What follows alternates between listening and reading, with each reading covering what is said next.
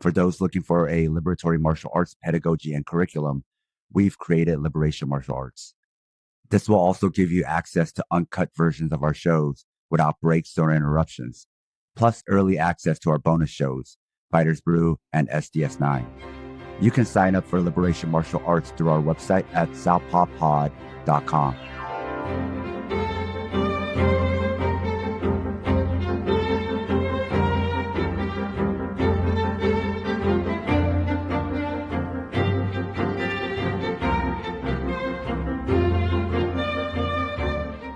Fighters Brew, Season 2, Episode 2. Maki is asleep in her messy room. Upstairs is the Kamiya home. Downstairs is Kamiya Contractors. Her door slides open. Maki-ni-chan, A 3-year-old girl says. it's morning. Maki gasps and rolls away as a giant vase lands where her head was on the futon. Quiz time. The young girl says. What nut has no shell? A donut. Maki answers. In the kitchen, a young woman in a ponytail reads a magazine while drinking coffee. Sis! Maki shouts. Oh, you're awake. The woman says. You need to do a better job raising this brat. Maki says as she holds Aya, her niece. She's gonna kill someone eventually. Her older sister is Itsuki. What? Itsuki says. And here I sent your cute little niece to wake you. As an assassin, Maki replies. she nearly put me to sleep for good. Koki, 25, Maki's older brother, is outside building a doghouse for Dio, their dog. He's only wearing a red loincloth. Maki is embarrassed. Maki's father, Koji, says, 25 is an unlucky year. A red loincloth wards off bad luck. I'll warm up some miso soup for you. Takako, Maki's mother, says, So please, go get dressed, Maki. Maki is also not wearing any pants, only a shirt and underwear. Maki is eating breakfast. Maki's sister-in-law, Yui, plays with Sho, Maki's 1-year-old nephew. Sho is pinching Maki's face. Hey, Itsuki, if you're gonna move back in, the least you could do is help with the housework. Koki yells. Shut up and put some pants on. Itsuki yells back. I've gotta get out of here. Maki thinks. You're up, Maki-ni. Eiichi, Maki's 6-year-old nephew, shouts. Let's play catch. Sho is on Maki's shoulders, pulling her hair as Maki tries to eat. At least let me eat breakfast first. Maki says. Outside, Maki is throwing the ball to Eiichi. She's a natural athlete from an athletic family. Maki-chan. Maria yells. Maki didn't see her arrive. Momoko is with her. Hey, She says. what are you guys doing here? Maki asks. Today's the Kanto Championship, remember? Answers Maria. Yeah, but I'm not in it. Yeah, but our teammates are. Maria says. We should go cheer them on. Momoko nods. Sounds annoying. Maki says. Takako steps outside and sees Maria and Momoko. Oh, are these friends of yours, Maki? Oh, don't mind us. Maria tells her. We only came to pick Maki-chan up. Momoko and Maria pick Maki up with their arms and carry her away. At the Kanto Championship, Meguru makes weight and passes all his medicals. Maki, Maria, and Momoko get out of the taxi. Maki notices a man running. It's a hot day, and his head is covered in a hood. Uh-oh. Maki thinks.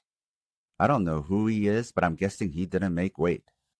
The man is exhausted and panting. Poor guy. Maki thinks. Looks like a lost cause. Meguru is warming up with Take, but sees Yudai over with Furuya. He's been working only with Furuya for this whole camp. Meguru thinks. Wonder what's up. Maria arrives with Maki and Momoko. They watch Meguru kick the pads. Sparring so much with Maki-chan is paying off. Maria says. His left middle kick looks just like hers. Now that you mention it. Urasawa says. He learns more from sparring and actually fighting than he does from drills. Maria continues. You think so, Maria? Says Urasawa. I suppose you could call that a type of talent. That being said, when it comes to conditioning, power, speed, and stamina, he needs more training than most others. Probably. Maria says. By the way, about Yudai-kun's elbow. Does Meguru-kun know? Not yet. Answers Urasawa. Yudai made us keep quiet about it. But it'll be obvious as soon as he's in a match. Momoko looks worried. We have an announcement. A voice from the PA system says. Lightweight Nakamura has failed his weigh-ins. As such, lightweight match 17 will be subbed in by Meguru Takayanagi. Meguru's in disbelief. Meguru-kun, Maria says. look for the left body blow. And if you lose track of your striking range, backstep and remember karate engagement distance. Okay. Meguru says nervously. Takashi watches Meguru from a distance. If they meet, it'll be in the finals. In preparation for the Amateur Shudo National Championship held in September, over 10 preliminary tournaments are hosted, beginning in June. Of all the preliminary tournaments, the Kanto Championship is considered the most competitive, with the highest skill level and the largest turnout.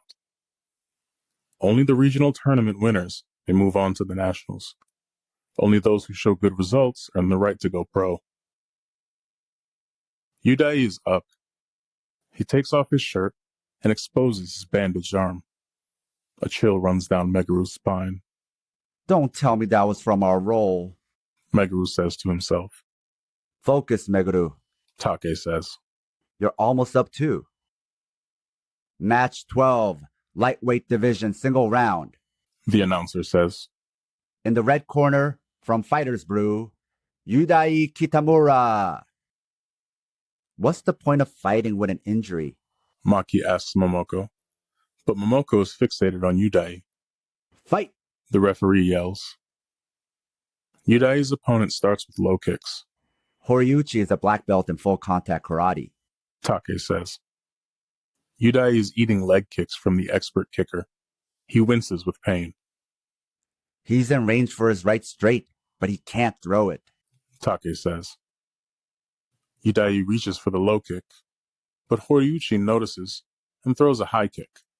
Yudai ducks and tackles. A takedown? Meguru says. He baited him by reaching for the kick. Take says. Yudai passes the guard and spins for the armbar. Horiuchi taps. Yudai walks over to Meguru and taps his chest. You'd better win, he says. A note to our listeners. If you love the Southpaw Project, please support us and help us get paid for our labor by financially supporting us on Patreon. This will give you access to exclusive bonus content, like early releases of Southpaw Deep Space Nine, our fictional narrative podcast, Fighters Brew, break-free versions of our shows without interruptions like you're hearing now, bonus articles, Fighters Brew transcripts with extra content, Liberation Martial Arts Online, as well as our private chat group on Discord. You can also make one-time donations at Ko-Fi or show your solidarity by wearing our swag. You can find all pertinent links at southpawpod.com. Furuya tapes Meguru's gloves. Why didn't you tell me? Meguru asks. Yudai didn't want you to feel guilty. Furuya says. Why didn't you stop him? Believe me, I tried. Furuya says. He was going to do this with or without us. What is he so stuck on? Meguru asks. That, I don't know. He hasn't told you anything? No.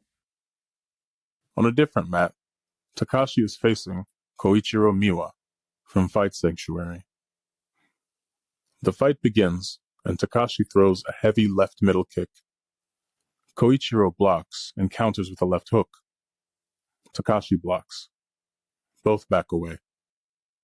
Everyone in the Kanto Championship is good enough to win. Take tells Momoko. You're going to run into fighters who can counter your best moves. Takashi fires off right jabs. Koichiro slips and lands a left hook to the body. Takashi backs away. That Miwa guy really studied Takashi. Furuya tells Meguru.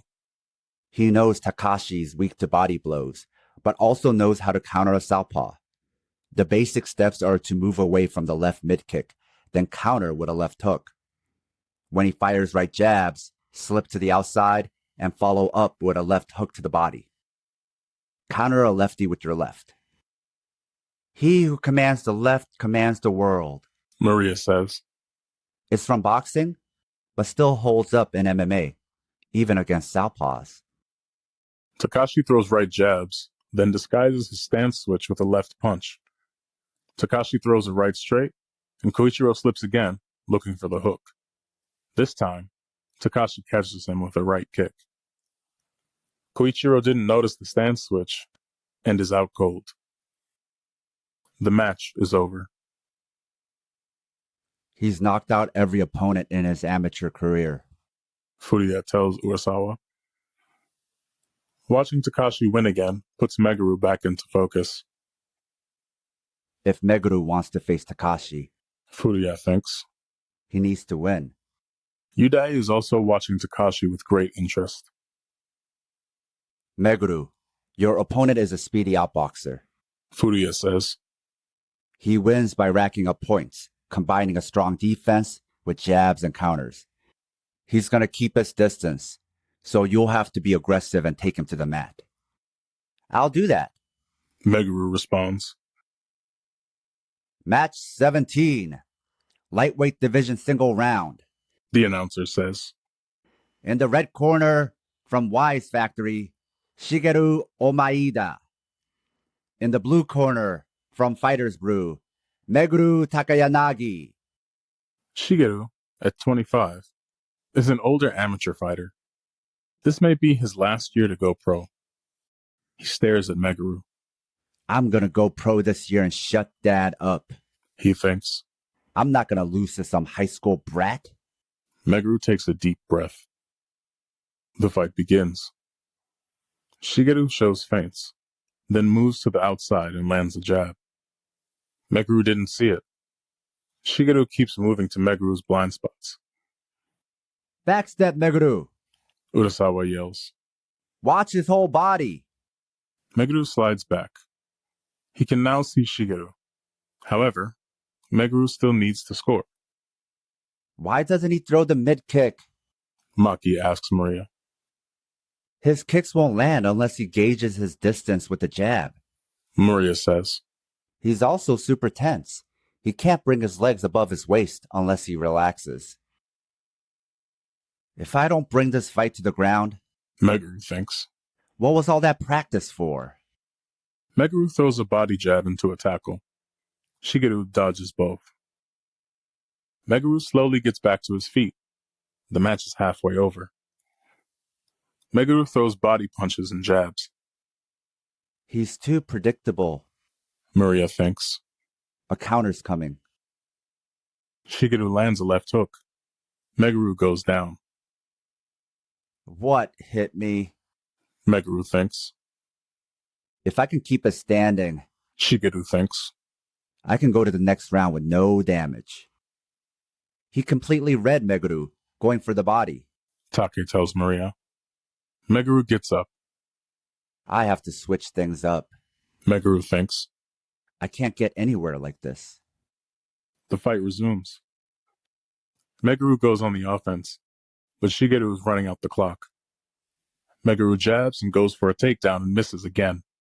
That Omaida guy is great at staying out of takedown range. Take says. The easiest time to land a takedown is when your opponent comes forward to land punches. But he jabs while sidestepping to the left. He refuses to get close. When Meguru comes forward, he moves out of the way and counters with a left hook. And unfortunately, it's working for him. Maria says. How can Meguru beat him then? Asks Take. Well, if he had quicker footwork and KO power, but he doesn't, so... Then what? Asks Take. Maria shrugs. Creativity? Talk about unreliable. Maki says. If you like this episode and like what we do, support us on Patreon or Substack. We also have the Liberation Martial Arts program if you want to train with us from wherever you are. You'll find lots of techniques, exercises, theory, pedagogy, and even political theory. You can even get a monthly training session with me, either in person or online. Liberation Martial Arts also comes with Fighters Brew transcripts and breakdowns. Find all our links, including Southpaw merch, at southpawpod.com. With that said, thanks for listening.